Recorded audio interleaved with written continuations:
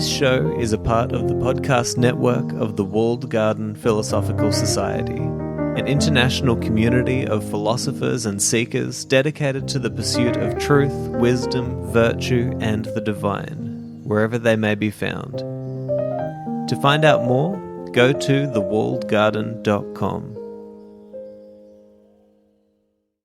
Hello and welcome to another episode of Soul Searching with Seneca. Today we are focusing on verses 2 and 3 of letter number 27 on the good which abides. And I just love these verses. You know, Seneca really speaks from the heart about the awakening of the soul, about, moving away from childish desires and towards something far deeper and more meaningful. He talks about knowing virtue. And these are all just very important aspects of our journey through philosophy, or our path of discovering wisdom and what it means, our path of discovering virtue. And so I'll probably read these and maybe share a little bit of personal experience that I think is the best way for me to share what I get from these verses and what they make me think of. So we'll read this and then we'll have a chat. So Seneca says the following, quote, "I keep crying out to myself, count your years, and you will be ashamed to desire and pursue the same things you desired in your boyhood days. Of this one thing, make sure against your dying day. Let your faults die before you die. Away with those disordered pleasures, which must be dearly paid for. It is not only those which are to come that harm me, but also those which have come and gone. Just as crimes, even if they have not been detected when they were committed, do not allow anxiety to end with them, so with guilty pleasures, regret remains even after the pleasures are over. They are not substantial, they are not trustworthy. Even if they do not harm us, they are fleeting. Cast about rather for some good which will abide. But there can be no such good, except as the soul discovers it for itself within itself.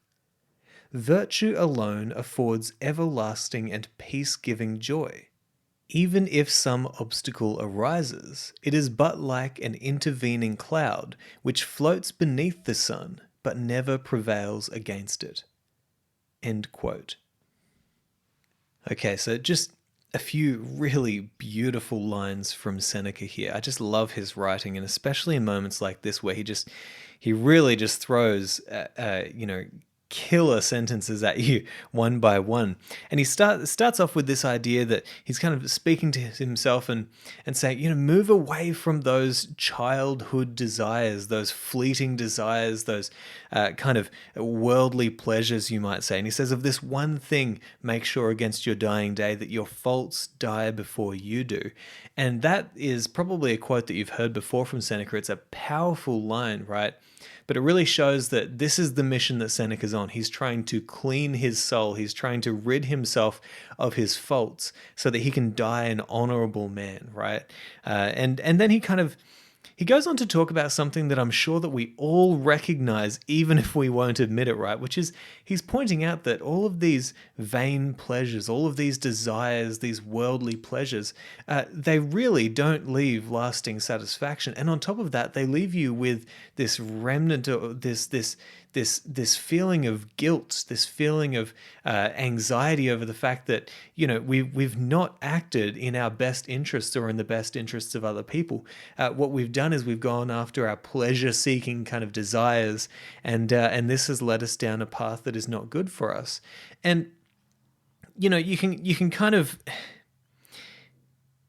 think about this in a few ways, right? Because I've certainly heard people talk about, perhaps the reason why you feel guilt is because of your upbringing or because of your culture and the expectations that your culture puts on you. There's all kinds of arguments that we can make for guilt, but you can also think about, okay, what is the guilt that you're feeling? What does it feel like? And are there different kinds of guilt and different kinds of feeling that you get that resemble something like guilt? Because if you can't discern the difference between a guilt that, perhaps has just been put on you by your culture, and a guilt that is actually something from deep within you telling you that what you're doing is not quite right, or that it's not healthy for you, or that it's not sustaining, or that it's not meaningful, or that it's not going to lead to anything good. If you don't know the difference between those kinds of feelings, then perhaps you're not even in the game, right? Perhaps you don't even recognize that there is such a thing as virtue in a human being, or excellence in a human being. And there is such a thing as its opposite, vice, which is the thing that is going to rid you of energy in life, rid you of meaningful life, rid you of depth in your vision of life. It's going to rid you of beautiful experiences that you could be having. And so Seneca is on that path, moving towards virtue and saying, this is what I want. I want to rid myself of this vice that has caught hold of my soul, and I want to move towards something that is better, right? And I think that, sometimes we can just get a little bit too cynical about this idea of personal guilt and this feeling of, I did mess up. And we need to recognize that because something that Seneca also teaches, which I think is absolutely right, is he says, if you're at the point where you can recognize that there are things that you're doing that are messing up your life, then that's the sign of moral progress. It's the sign that you've actually arrived at a point where you're willing to say, I am imperfect. I've got things to work on. And that's a great stage to be at. But if you can't even get to that stage, because you're going to blame your culture on giving you a whole bunch of guilt, or you're going to blame your upbringing on giving you a whole bunch of guilt. Well, take some responsibility, right? And learn what it feels like when you know that you're not doing something that is in your best interest. I think that the best thing that I've heard that helped me to develop a keener sense of what this feeling is and where it comes from and what it feels like actually came from Jordan Peterson. And he said, what you should do is, it's a form of prayer. He says, sit beside your bed and ask yourself, what are the things that I'm doing in my life right now that I know if I keep on doing them, they're going to really mess up my future, right? And he says correctly that you'll immediately start to get an answer.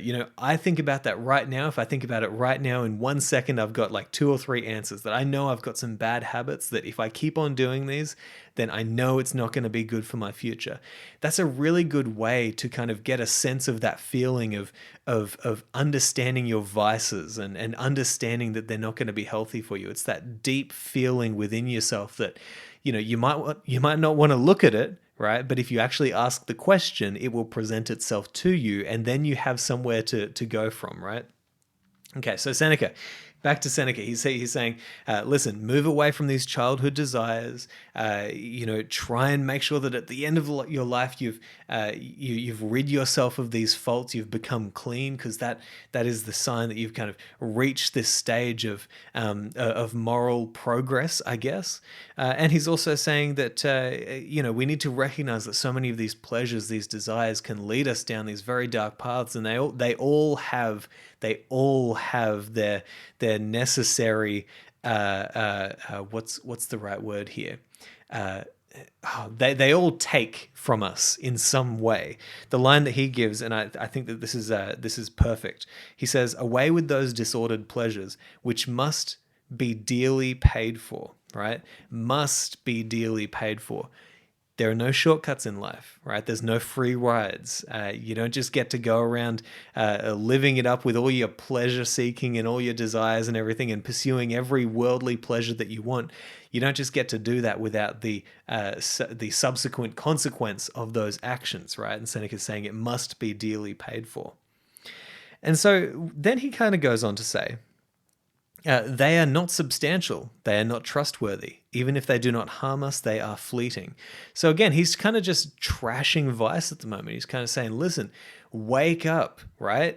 He's spending the first few sentences in these couple of verses getting us to wake up to the fact that there is such a thing as those things that will eat away at the soul, that will not serve us, that will take us down dark paths that will not be best for us.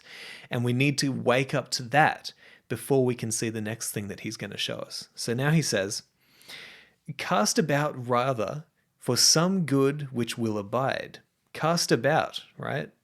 So it seems to me like he's giving us some sort of metaphor here, as if we're casting our nets into the ocean and trying to pull out something that will abide with us. We're trying to find something within ourselves, within the world, that is firm as a foundation, that we can rely upon, that is going to sustain us, right?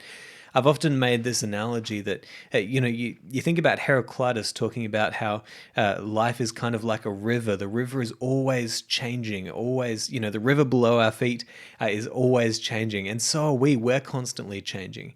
You think about how our bodies, every 7 years, they say, completely rejuvenate, right? So in a world where we are constantly changing and where everything around us is constantly changing, philosophy is what teaches us what we can rely on, what is a firm foundation. So Seneca is saying here, go, cast about for something that will actually abide.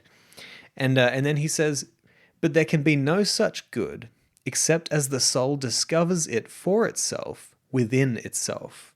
Virtue alone affords everlasting and peace-giving joy. Even if some obstacle arises, it is but like an intervening cloud which floats beneath the sun but never prevails against it. Okay, so Seneca has said a lot in those couple of sentences there. And you'll remember that prior to these sentences, he's telling us about the nature of vice, right? Which is that it doesn't sustain, it isn't meaningful. And in fact, it's going to likely crumble beneath your feet and lead you to way more troubles than it's worth, right? Now, he's then saying we need to find something that will abide, something that is a firm foundation, something that we can rely upon, right? And he says that this thing that we need to find can only be found, right, in itself, for itself, right? He says, but there can be no such good except as the soul discovers it for itself within itself. So it's something that is kind of bubbling up from within the soul, that is for the soul, that is from the soul, right? And it's something to think about, right? Because the ancient Stoics, they saw virtue, virtue could be kind of defined as excellence, right? Proper function is another way to look at it. We as humans, there is a right way of being a human. There is the ultimate way. The ultimate way is the life of the sage. That's what we're all trying to figure out. And, that's essentially what the Christians tried to figure out with the life of Christ, right? Which is, this is our sage. This is the ultimate person. If you could be like anybody, this is exactly what it's like. And so the sage to the Stoics was this ultimate representation of virtue, or you might say the personification of virtue, right? And so one thing that they also believed that we all really need to understand when reading this stuff is that they believed that virtue was the reward in itself, right? You don't need anything other than virtue to give you that great reward that comes from virtue. It is the reward, right? Just having virtue is the reward. And here's something to think about. Okay, so if it's something that comes from within, right? So it comes from itself and is for itself. Now, what does that remind you of? To me, it reminds me of this kind of this dual nature of the reward system that we have as human beings. We have this seeking after what they call extrinsic reward, right? Which is kind of when you're doing something for some sort of external reward. A good example I've seen was, do you play piano because you love piano, or do you play piano because somebody's telling you have to learn something, or that you want some sort of reward at a competition, right? That's an extrinsic reward.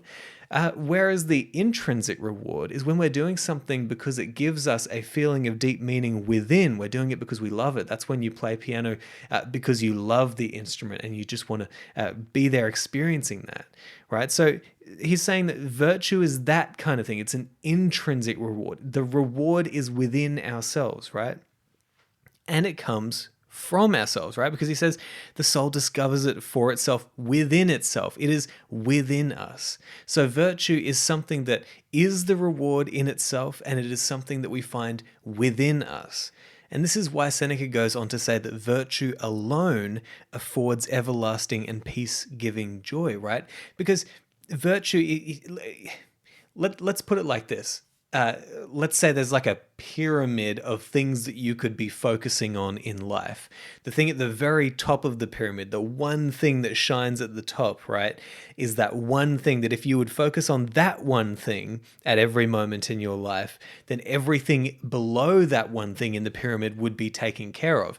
Now, you can choose to go down to the lower things, right, and you can focus your efforts around there.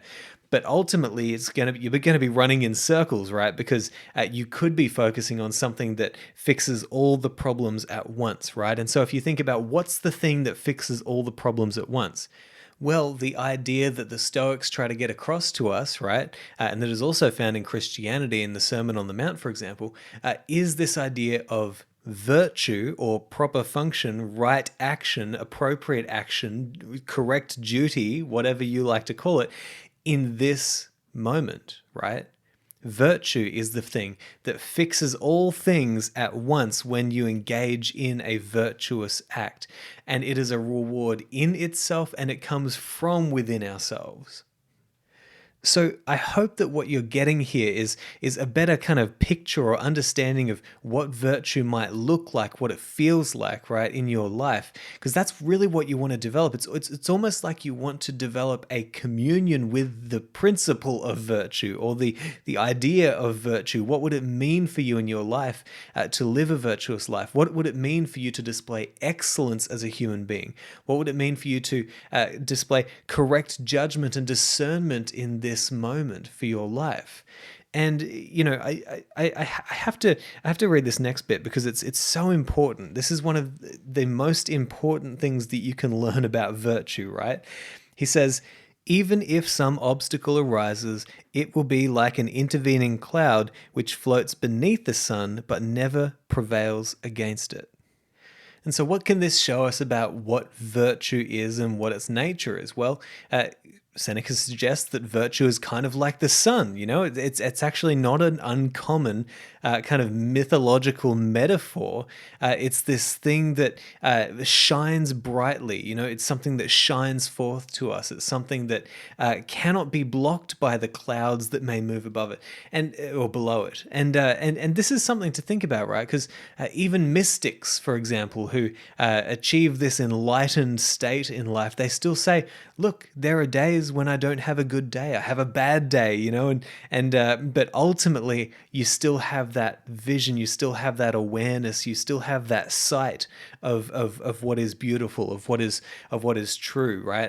And so this is kind of this idea of virtue. It's like something that once we have a hold of it, right? Remember, Seneca said that the path of philosophy shouldn't be a path that doesn't have a destination, right? There is a destination. It might not necessarily mean no worries for the rest of your life, but it certainly is a destination of seeing something that you didn't see before, right? And even when you have a bad day or a rough day, you might say, or a day when something doesn't go quite right, you can still see the sun shining through, the light shining through, because you've got that image of virtue and what it means for you in your life.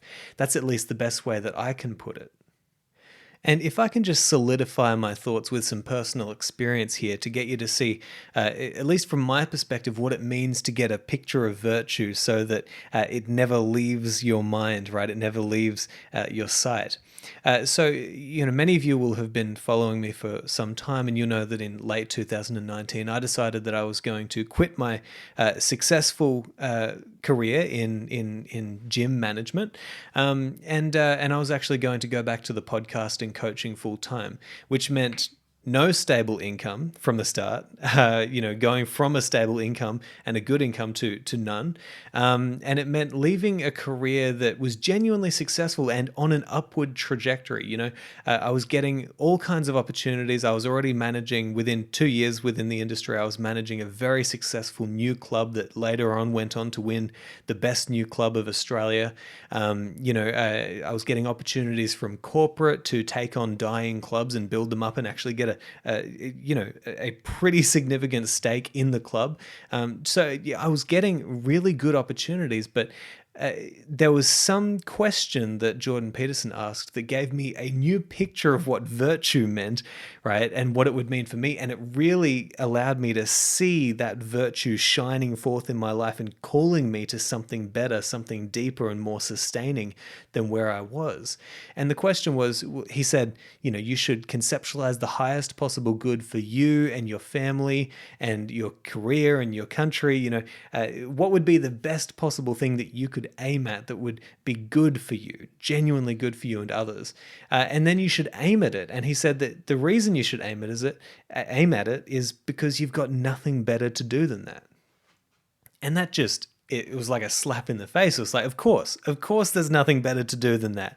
Of course there's nothing better than to conceptualize the highest possible good and to move towards that in your life. That's the thing that shines forth to you. It's the thing that shines forth from within. What is it that is calling you? What are your talents? What are your skills? What are the things that you're drawn to that interest you, that you could genuinely contribute to if you decided to pour your heart and soul into it?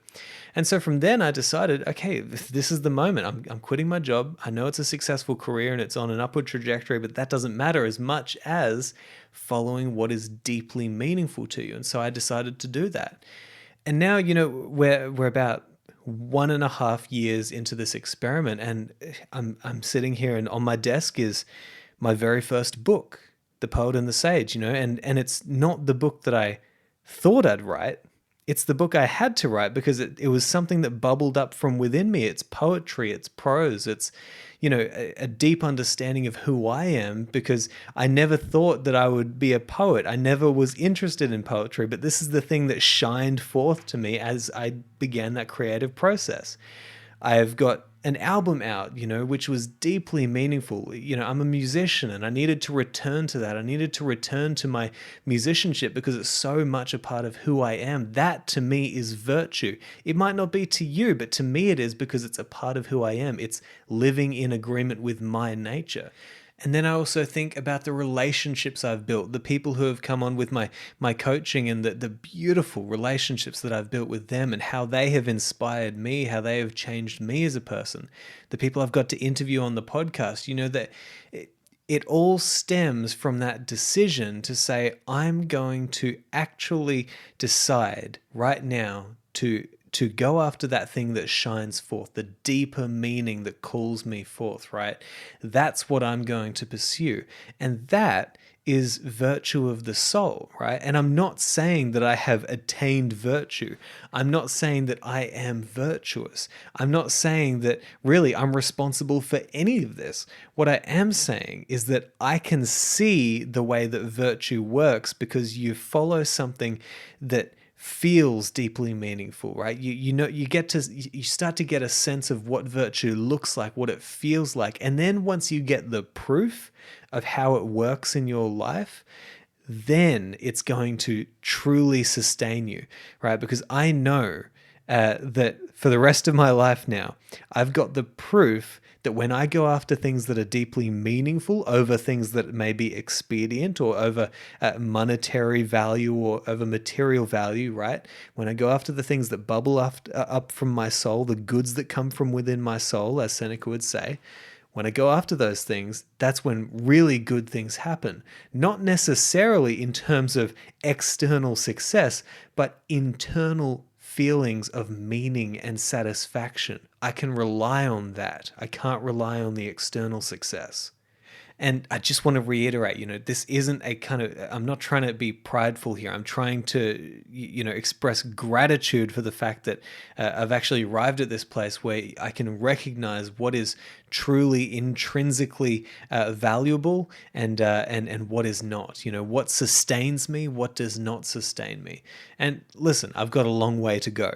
As I've got a long way to go in terms of the purification of my soul, you might say. Let's call upon the wisdom of Jim Rohn here. He said, listen to what I say, but don't watch too closely, right? But nonetheless, when you get that picture of how virtue can work in your life, and how it is just so much more sustaining than pleasures and pleasure seeking and desires and all these sorts of things that we kind of go after in life.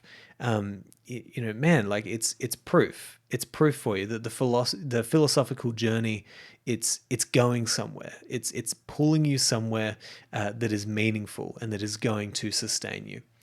So anyway, I think I'm going to leave it there. I just really love these couple of verses from Seneca. Go back and read them, go back and study them, because there's a lot in there that can teach us about living a meaningful, sustaining life and going after things that are truly worthy of our efforts and time. So again, I hope you've enjoyed this episode, and I will talk to you next time.